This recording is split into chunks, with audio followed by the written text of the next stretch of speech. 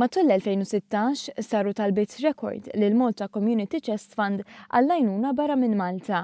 Fil-preżentazzjoni tar-rapport finanzjarju waqt il-laqgħa ġenerali annwali tal-Fondazzjoni kien innotat li talbiet għall-għajnuna lil pazjenti li jmorru barra mill-pajjiż għall-kura żdiedet b'39% fuq l-2015. Żieda li waslet biex il-Malta Community Chest Fund ħarġet aktar minn 3,400,000 euro għal dan il-għan.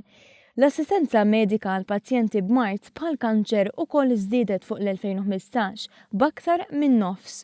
L-għajnuna li ngħatat lil persuni b'diżabilità żdiedet bi 43% meta mqabbel mal-2015 u l-assistenza soċjali lil familji vulnerabbli b'57%.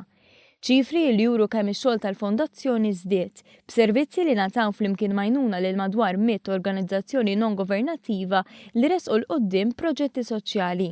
Dan kollu kien possibbli grazzi għal qalb kbira tal-poplu Malti u Awċi li sena l-oħra ta' iktar minn 5,500,000 euro.